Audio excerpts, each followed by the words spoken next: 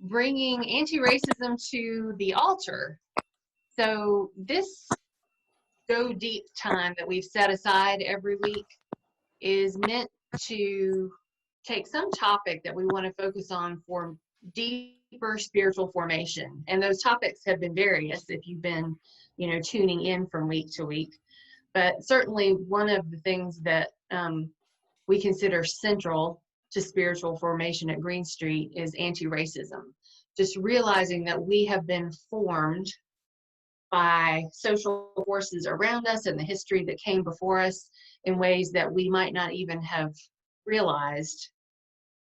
And becoming aware of that and seeing that some of that formation needs to be reformed, that we need to change the way that we've been formed in order to have a truly just society and have right relationships with each other. And so even though this is an hour for spiritual formation, we felt like anti-racism was still a good topic for that. And for a while now, we have been talking about the possibility of asking everybody to put some time into creating a personal altar that was some sort of expression wherever you are in that journey of what it means to you to be in anti-racist work and be committed to that work. And so we felt like this Thursday night would be a good time to explore some of that. And Amaris, when she comes on, there she is. Are you available, Amaris? Yep, I'm good. Thank you. Sorry about that. Can you No all hear problem. me? I'm not sure you can hear me. I can hear you, Paul. We can Okay, hear you. I'm just wanting to be sure I'm online correctly. Go ahead. So, Amaris, I don't know if you heard before, I just did a little bit of an introduction to what we're doing, and then I thought I would turn it over to you to say something more about. I was especially interested in what you found out when you were looking for biblical references, and the one that really kind of meant something to you. So maybe you can share that with the group. Yeah, sure. So like I was telling Kim, I always get nervous when I do a Google search about anything biblically, anything about the Bible, anything religious. You just don't know what's gonna come back, right? And who wrote it, and so it can feel like a minefield. But I just did a search to see what was out there, and there was a site that just listed out all of the places in the Bible where the word altar was referenced. And so there were a lot of references found in Joshua 22. And I am not by any means a Bible scholar, but I cracked open, dusted off / cracked open my Bible and went to Joshua 22, and I just read through it, and it was talking about how there were these people who had been with the Israelites, and then they were going back to their home countries or their homelands, and when they got back, they built an altar, and then the Israelites freaked out because they're like, you're over there building your own altar to get us in trouble with God, like you're supposed to be cool and everything, and the people were like, we weren't building our own altar, we were building an altar to your God, like we weren't just off over here doing our own thing. And so then the Israelites were like, oh, okay, that's cool. And so they ended up naming their altar between us, that the Lord is God, a witness between us that the Lord is God. And it just made me think about how, as we build altars within our own spaces, even though we're building them with things, our lives, from our homes, and we're building them out of our experiences and our perspectives. We're building these altars to the same God, right? And so then all of the altars are linked to each other, in the same way that, what I received from that story is that people, even though they were in a different place, they were building something that connected them to the people that they were with before, and to connect them to that same God. Um, and so when I think about our altars, that's a part of it that feels really special to me and meaningful, that, as we create these spaces, yes, they're individual spaces in our homes, but they're collective spaces, they're connected spaces, because they're to the same God. So that was the Joshua 22 story that I read, and felt like kind of gave me some grounding in our. Yeah, I really liked that phrase, an altar of witness. What was the whole thing? An altar of witness? A witness between us Witness, that the Lord is God. the Lord is God. Yeah, I thought that was really cool. You may have a lot of associations, various associations with altars, some that you may be aware of and some that you may not be aware of. I put some on a slide. Let me see if I can share it. And we're going to talk through just a few of these.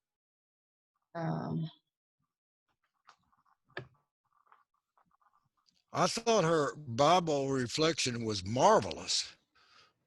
Me too, Paul. And it connects to the very next point about an altar being a spiritual center. I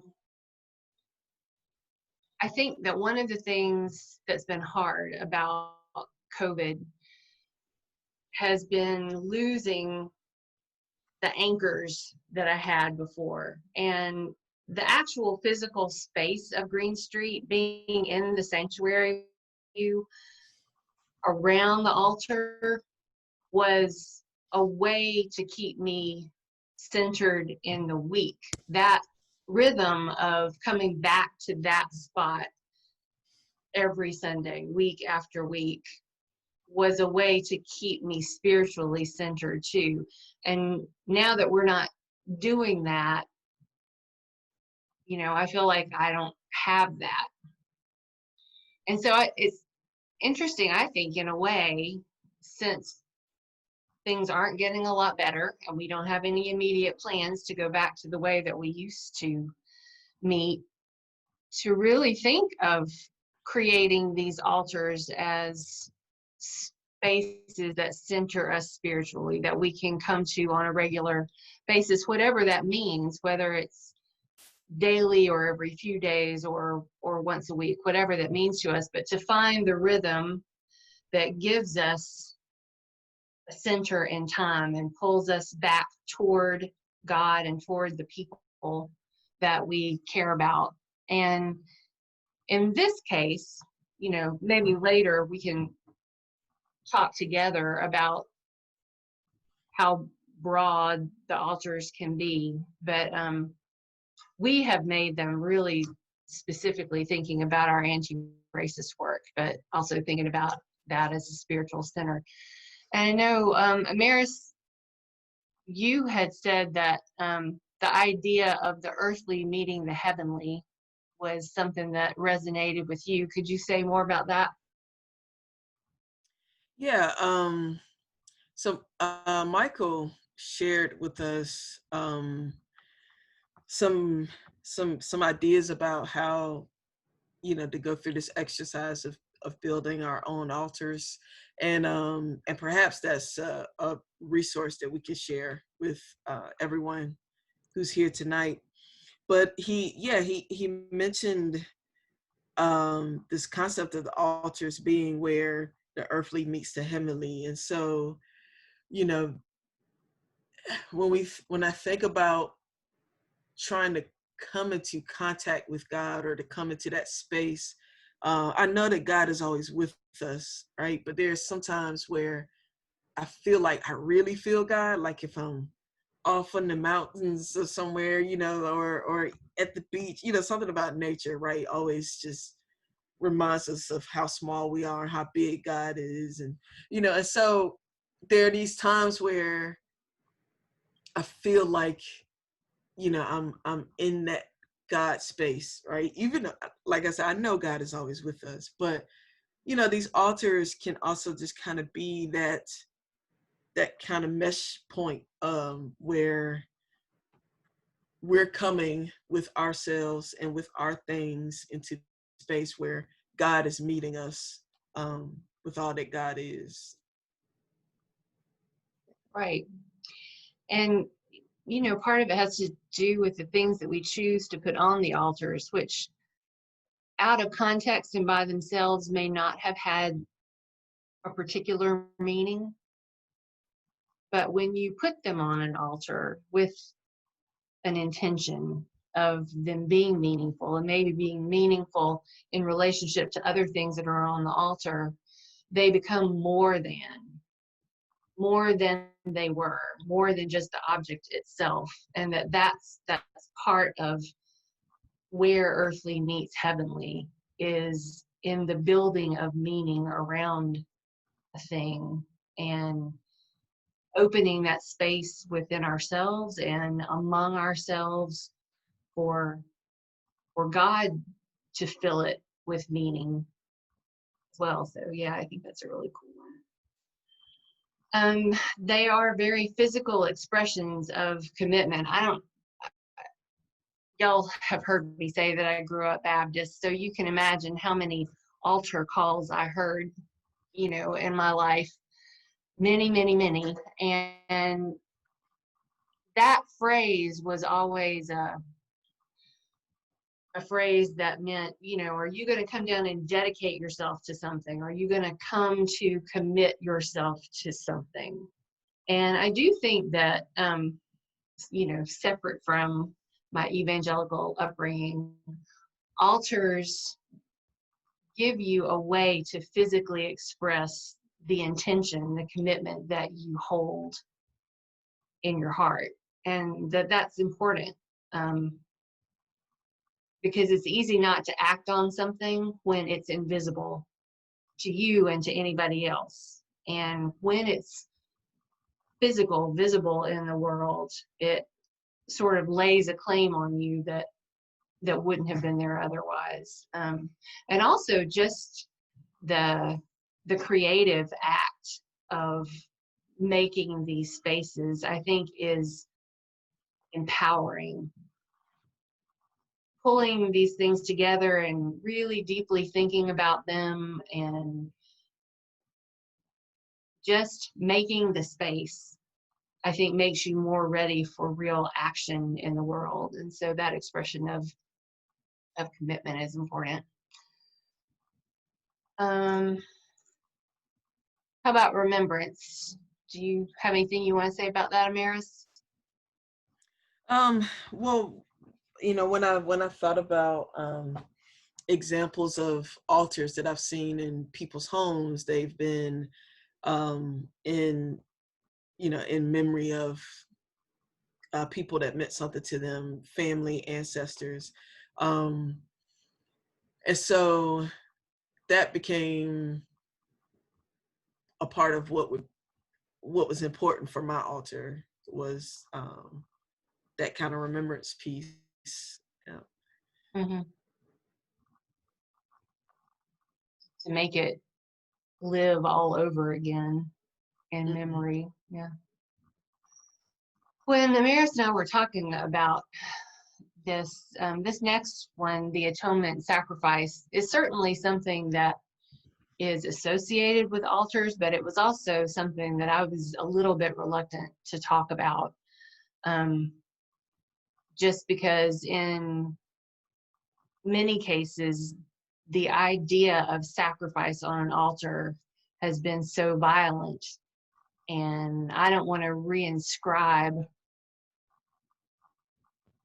violent associations with the altars that we build. And yet part of the reason that we're building them is because the things that are wrong between us, the real harm that we do each other, leads to violence in a way that needs to be atoned for somehow, that needs to be repaired. And so I don't think it's wrong necessarily to give some thought to the altar as a place of atonement, and at least to think about sacrifice up to this point. I was saying to her that, you know, especially as calls for like defunding the police or reparations, or how do we change real economic structures, has something to do with how much people are willing to sacrifice, how they're going to hold on to what's theirs, or whether they're going to be willing to release it to do what's right and make things different.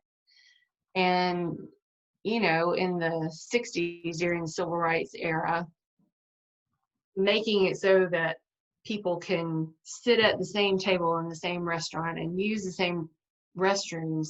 I don't underestimate socially how difficult that was, but actually,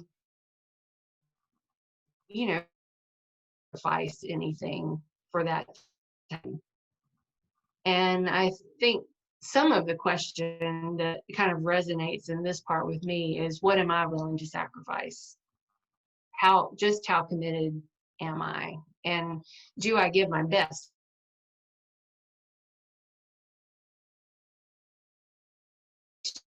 Doing your very best, like the very best lamb, best calf, or, you know, in that sense, what is the best that you have, and will you give it? And like I say, I'm not saying we should go back to animal offerings, not that, but how do I give my best to this effort, and how much am I willing to sacrifice? And I think that kind of draws us, you know, back into the idea of communion, where you took us, Amaris, when you were talking about what was happening between these different tribes. Originally, they were like one family. It's the 12 tribes of Israel, and one of those tribes had moved across the border. So even this idea of family, ways that we can be so connected, and yet how fragile those connections can be, but maybe how these altars can help bring us back together. Do you have any other different thoughts related to communion, Amaris? No, no, I mean, I guess the only other thing I would add is that there's a inherent intentionality about it, right? It's very intentional. Which, you know, in these working from home days where it's just, you know, it's just everything is, you know, every part of my day is not always that intentional, right? So like I'm push it through work, and then when work is done, it's like all intentional acts stop. Nothing from that point for the rest of the night is intentional. And, you know, I think there's a call for me to do a little better with that. I know part of that is a recovery space. And that's just kind of how I personally process it. But I think there's a call in there to just, there's that piece about it being intentional that I feel pulled back to. Could you also say a little bit more? I know at one point you said about this activity, nobody else can build an altar for you. And I thought that was really important. Could you say more about that? Yeah, you know, when Kelly first shared the idea and shared with me that you guys had talked about it in staff meeting, I thought it was such a good idea for us in terms of actions that we take, right? In terms of, how do we respond in this moment? And I think there are a lot of things that we can do, and but we can sometimes feel like we're doing those things for other people, right? But this issue of racism, this brokenness that exists amongst God's people is not somebody else's problem. It's our problem. It's all of our problems. Like there's no. So, like sometimes with charity work, it becomes about going to go do something for those poor folks over there, right? I'm gonna go help these poor people who need me. And so but I feel like that's not what we're called to do. I think we're called to be in relationship with each other and to partner with people. And, my brother and sister, brother and sister, my siblings, their siblings, my siblings' problems are my problems, is what I'm trying to say. And so then as we approach our work, our anti-racist work, any of our work for justice is not about doing something for someone else, right? And so then our altars, like I can't build an altar that's going to do anything for somebody else in their house, in their space, in their spiritual life. You got to do your own. You got to do your own. I got to do my own. And that's one part of it. That's another part of it that I really like, yeah. Well, do you want to share the altar that you've built? And do you want me to pull that up, or have you got it? Sure, I can share my screen if I'm allowed. Am I allowed to share my screen? Check and see if it's Hold on, let lit up. me see. Huh. For some reason it's not I've got it, if not. Yeah, Amaris, I'm sorry. For some reason it's not letting me add you as a host. I think we have too many hosts. Oh. Let me go up here. Okay, can y'all see that? Not yet. Nope.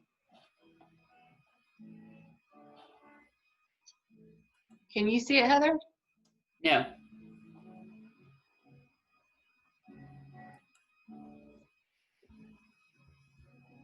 Oh, it might take a minute.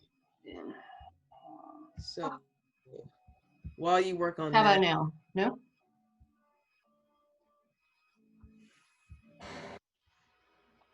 No. Do you want to send it to me and I'll see if I can get it up? Yep, I'll shoot it over to you. Thank you. Sorry about that. Oh no, now it's showing. Do you see it? Oh, yeah. Doing now. Okay. Now I got to get back. All right.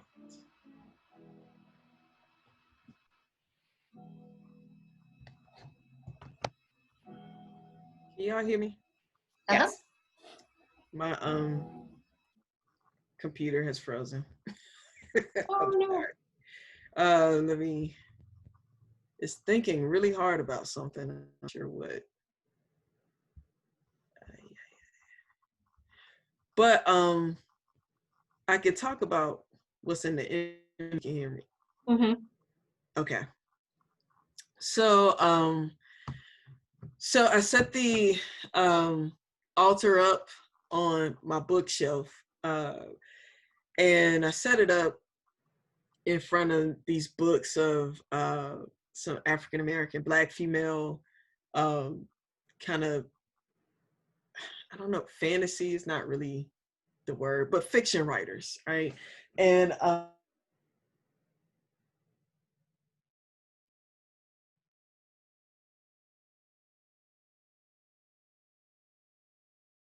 Amaris, I think we lost you.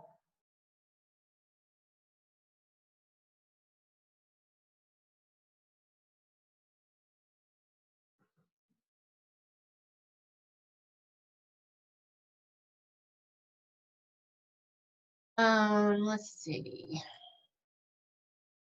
I'm gonna stop sharing and I'll share mine, and maybe that'll give her computer time to come back up. So let's try this.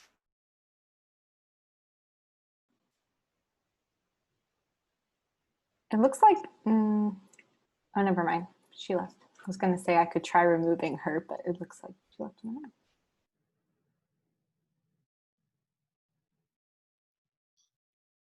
Mine is here. Can you see that? Yes. Okay. So where to begin with this? The bowl that you see that has the stones in it, the bowl is something that John made, and we chose it for the white and blue color, and the stones have the names of people who have been murdered through police violence and because of white supremacy. So the color of the bowl holding those stones carries some meaning for us. And obviously, that's only a fraction of the names and the stones that could be there. But we spent some time together as a family going through and talking about the ones that had really impacted us and writing those names on the stones to put in the bowl. And so we spent some time on that. The picture right behind it, you may recognize, and some of you have heard me say that that really had an impact on me. This was taken from a video at a Charlotte protest where there were 3 different generations of Black men talking about what to do in this moment. And the man in the very center was 45, and he was livid, just wanted to burn it all down because he's seen this happen so many times and it never seems to change. And so he was just full of rage. And the guy on the right was listening and, you know, and saying that he understood, and but also trying to talk him down and say he didn't think that was the way. But then they pulled in the 16-year-old, and the guy in the baseball cap at one point says to the 16-year-old, look, if you don't do something differently in 10 years, you're 16 right now, when you are 26 years old, you're going to be standing right here. This is still going to be happening all over again when you're in 10 years and in 10 more years. And that just really grabbed me. I didn't want that for him as a 16-year-old. And the reason that it's set by a picture of our kids is because I don't want it for them. And so the question for me, you know, they were having their own conversation about what can they do differently, but the question for me is, what will I do differently? If that's not what I want for any of the people in those pictures, that we are doing exactly the same thing in 10 years, then what will I do differently? Off to my left, over beyond the stones, I'm not sure how it looks on your screen, there's like a palm tree. Do you see that? Ben wanted to put that on the altar because we went to a conference in South Korea when he was 8, and a girl from the Philippines gave him that. It was made by prisoners. Her parents were Presbyterian missionaries, and they worked with prisoners in the Philippines, and it really made an impression on him that there were people in prison who he just never thought about it before. And he said that it really humanized it for him and made him start thinking about the criminal justice system. And so he wanted to put that on the altar because he felt like that was a starting point for him of being able to understand what's not fair, and how oppressive the criminal justice system can be. And then we kind of move to the other side of the table. The candle in the middle, I don't know if you can see, says breathe. And that candle was bought from a Black-owned online store called Sacred Space. And so, and the bowl is also from an African business in Rwanda. And so some of what we wanted to put on there was a pledge to invest in Black-owned businesses. So the candle and the bowl hold that. The plant in the back is a real plant. It's not plastic, which is a challenge for me. I'm not great with plants, but it's a challenge for me to pay attention to this all the time, to keep that plant alive and to come to this altar often enough and be regular enough in what I do with anti-racism that lives and thrives. And then the last piece is what's in the bowl. And for that, I want to share a video with y'all. I don't know if you've seen it. Kelly shared with us a thing called Give the Police to the Grandmothers. And the woman who wrote that poem just paints this beautiful picture of Black people being cared for and living in a space where they are safe and they know they are and loved fiercely. And so to balance what's on the altar, the violence and the brutality, but also I wanted there to be this space of joy for what and hope for what Black life can be. And so I put the grandmothers in there. I circled them all up and filled it up with images of the good things that would entail. And then, so that's the other basket. But I'm going to play that for you so that you can hear her with the poem, because if you haven't heard that, it's really beautiful.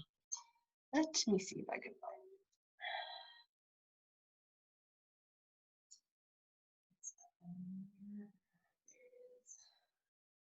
Okay.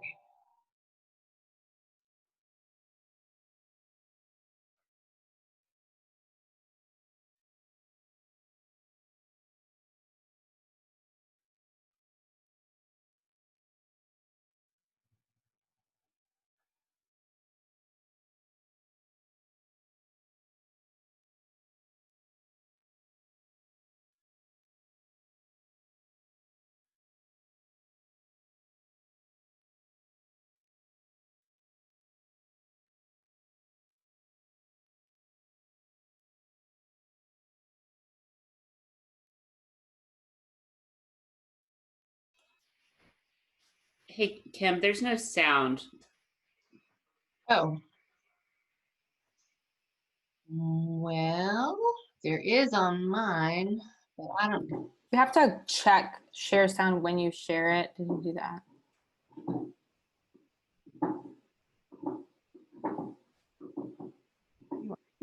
Sharing. Also on mine, it looks in slow motion and everything else is fine. That tends to happen with video clips. Kim, it might be best to unshare, and then when you share again, look, there's often a box to check to share sound and to optimize for video clip. Uh-huh. Okay, well, I see that Amaris is back, and maybe we'll come back to that, because if not, I could always send you the link so that you could watch it on your own. It's not, you know, imperative that you watch it right here. So maybe we'll just go to Amaris if everything's ready for you. Want me to put that picture back up, Amaris, of your altar? You're still muted.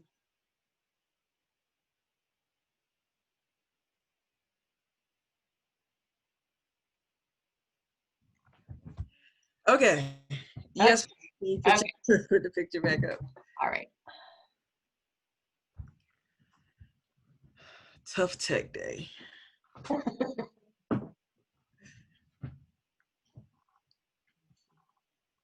Okay, so yeah, so the backdrop was just fiction. Black female fiction writers just make me feel at home, even if it's a fantasy world that they're creating. I don't feel foreign in it like I sometimes do it with fiction that's not written by Black writers. So there's something about art and how art connects us to each other. And I mean, there are artists on this call. We just know what art does for us. So I wanted that art to be a part of the backdrop. The little the little like trophy looking thing, that's actually a part of a trophy that that we got with the Green Machine, the Green Street softball team. And it was my year to get the trophy.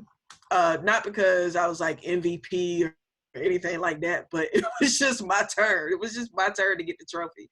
And so I wanted to include that because I was looking around the house for something that just, made me think about my church family, that, that was that reminder that, again, that, we're in these separate spaces, but we're still connected. And my time on the softball team meant a lot to me because there were points where I was struggling with coming to church, but I still had that connection to my community through the team. And so anyway, so that's why I included that.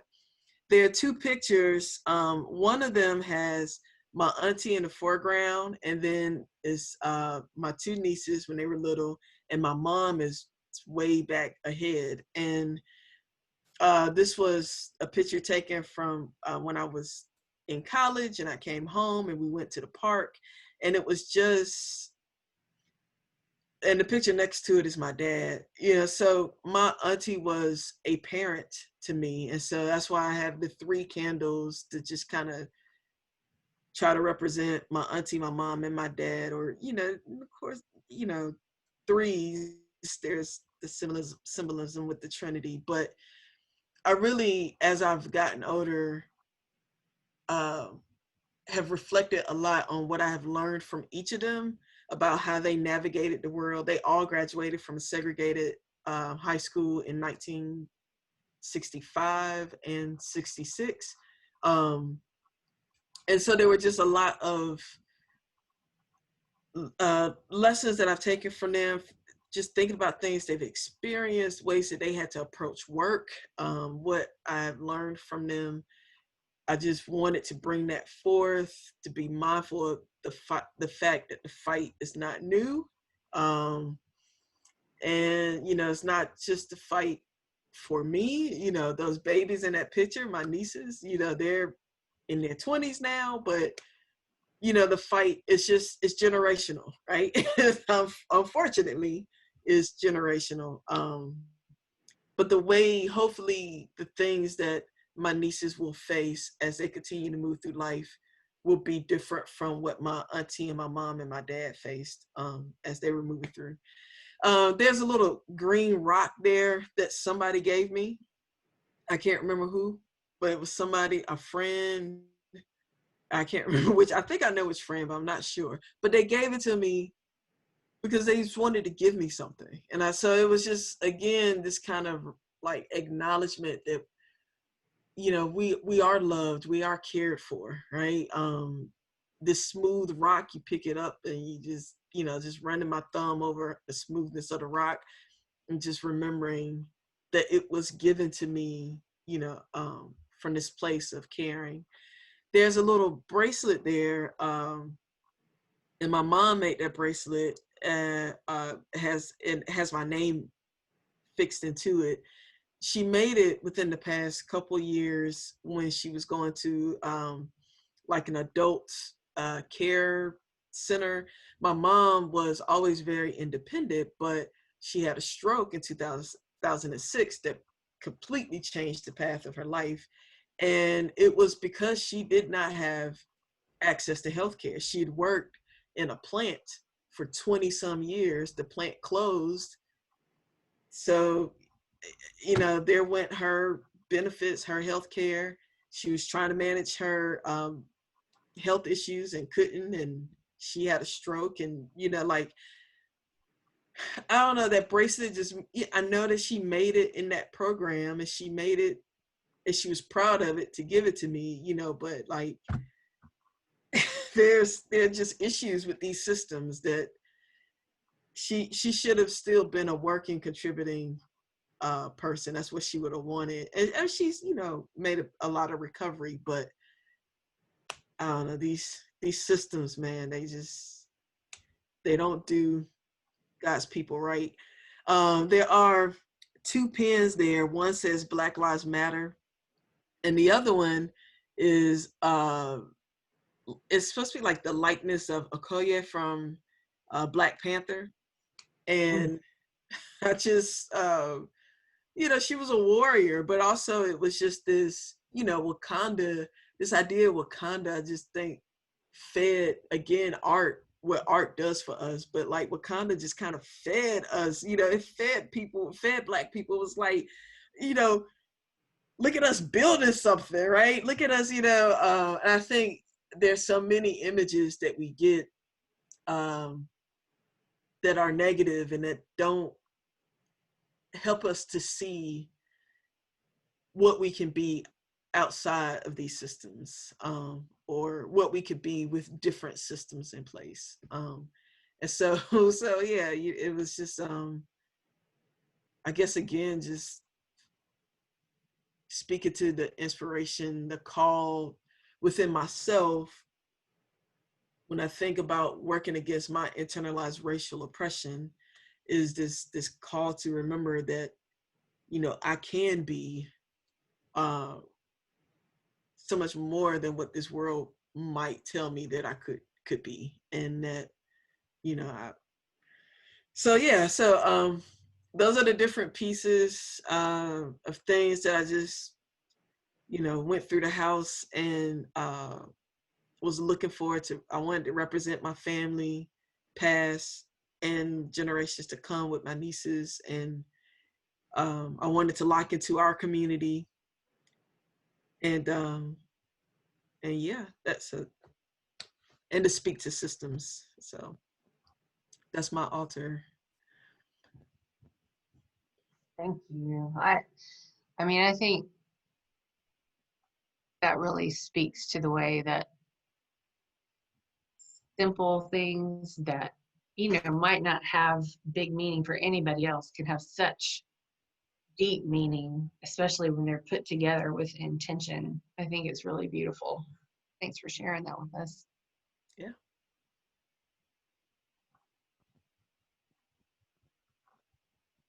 So maybe this is a good time just to open it up to discussion for everybody. You know, what questions has this raised for you? What thoughts have you had?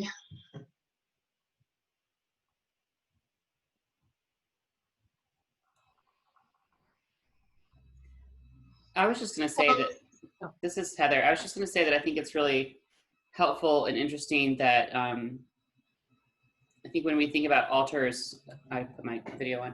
When we think about altars, I think we often think about things that are just like comforting to us, but we have to like also always remember that like the center of our altar at our church worship is a cross, and like we have to put things in the altar that that are beautiful and challenging.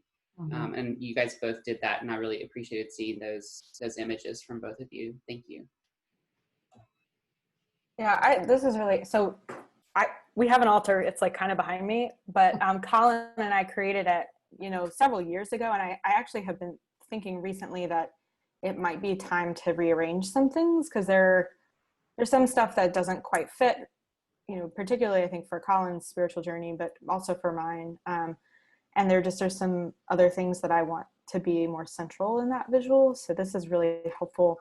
One thing that came up for me is I just joined this book club that it's actually a couple different book clubs that are caucused, much like our anti-racism team. And so in the white people group, we're reading Reconstructing the Gospel, Finding Freedom in Religion by Jonathan Wilson Hartgrove. And one activity that this group is going to do is to do, if you ever heard of a genogram, you kind of map your family tree, and you can, sometimes it's used to mark like mental illness or other kinds of dysfunction, but they are going to do that specifically for white supremacy and try to name places in our family tree where that has shown up, and then seek out white ancestors, maybe in our family trees, but maybe outside of them, that we can look to as white people to guide us.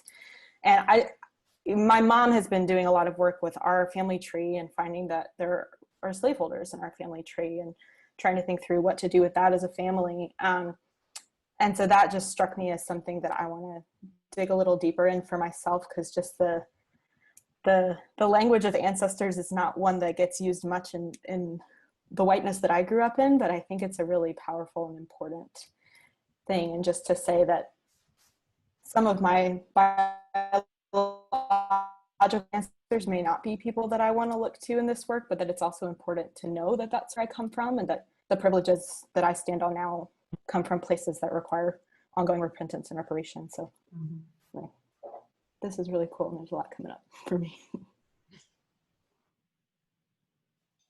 Yeah, I think learning more about the ancestor languages is a really good thing. And I know, you know, in Layla Saad's book, Me and White Supremacy, she talks a lot about being a good ancestor. Do this work and be a good ancestor. So. Yeah, the genogram idea is to look both back and forward. And, you know, I don't have kids yet, but that's something that Colin and I've talked a lot about lately. Is it's really important for white parents to raise anti-racist kids right now. I was just wondering about Maria Teresa. She reminds me of a person who may be familiar with altars. I don't know. Hello, everyone. So thanks, Paul. So I have altars all over the place. I have an altar in my office. My office space is very sacred, and I confess I violate all rules. Dr. Weaver, don't say a word, but I do have candles in my office. And so when I go into my office space where so much goes on, I close the door and I light candles and I invoke the presence of the spirit to do the work that goes on in my space. And so not only do I honor my culture and my heritage that appreciates altars, but also the rituals, right? And so when Kim and Amaris bring our very best into this space, that intentionality of approaching that sacred space to invoke the presence of spirit to be with us in however many ways she chooses to be. And then I have an altar in my office at home. And in this particular altar, I have honored my Afro ancestors, my Caribbean, West African ancestors. So I have on my altar, I have my mother's ashes, and I have candles also for my parents. I have pictures of my daughters and things that have been very healing for me in my life journey. The ocean, it's very healing for me. And so there's seashells, and what the seashells represented in first century Judea and all of that. And then I have one in my living room that I started after Ahmaud was hunted and executed. And so in this particular altar, I have the pictures of my daughters, and I have some African percussive hand and a figure of divine mother God, and also a seashell and candles. And so I do love my altars and love my incense and my candles, and approaching this spaces with an attitude of worship. And invoking the presence of God and those things and those people that are represented on the spaces. My mother, my father, my daughter, my church community, you know, the oppressed, the marginalized, all of that. So they're sacred. And it's not very fancy stuff, just very simple little places throughout the house and in my office.